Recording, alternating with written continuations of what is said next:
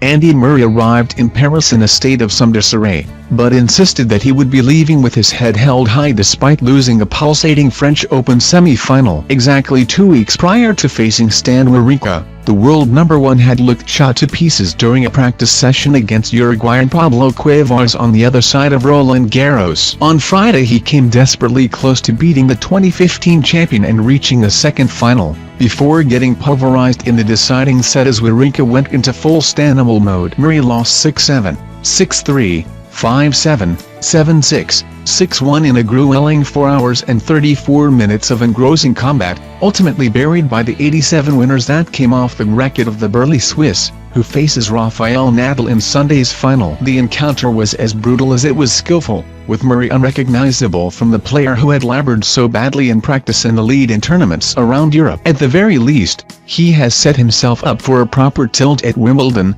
having come in without having got past the fourth round of a Masters or a Grand Slam in 2017. Few would have believed that he could come close to defending his ranking points gained from making the final 12 months ago. A swift exit had appeared much more likely. Murray will travel home and enjoy a much-needed few days off. "I'm proud of the tournament I had. I did well considering," he said afterwards. "I was one tie-break away from getting to the final when I came in really struggling, so I'm proud of that. Maybe the lack of matches hurt me at the end today, Friday, because it was very high intensity. But I only have myself to blame for that. The way I played coming into the tournament. I turned my form around. I expected to have a lot more ups and downs at this tournament. I worked very hard in the build-up. I do feel that having a strong tournament like this can give me a boost and hopefully I can have a strong grass court season. I need to make sure I understand what worked here in the 10 days of the build-up to the event and make sure I don't make any mistakes with my training or my practices.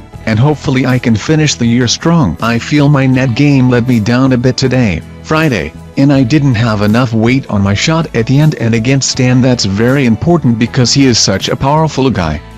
The truth is that Wawrinka, who had not dropped a set prior to this match, could easily have won the first 3 on Friday. That he did not was due to a lack of composure on the biggest points and the complete refusal of Murray to succumb when at times he looked like being overwhelmed. It was clear from the outset that the 30-year-old Scot was going to try to soak up Wawrinka's enormous ground strokes and keep the ball deep enough to prevent him from unloading his trademark exo sets. Murray looked to have blown the first tie-break when he failed to put away a simple forehand at 5-4. He saved set point and then gratefully accepted a forehand whack into the net to clinch at 8-6. Wawrinka then set about stepping more into Murray's vulnerable second serve, and from 2-3 in the second set ran off 7 straight games that threatened to swing the match uncontrollably away from the world number one. But Murray then summoned up an hour of his most resilient clay court tennis, forcing the Swiss back, brilliantly working the drop shot and breaking 3 times. The fourth set was much closer until the tie-break, which turned when Murray made a horrendous mess of a forehand drop shot at 2-3. Thereafter Wawrinka romped away as Murray's serve subsided somewhat,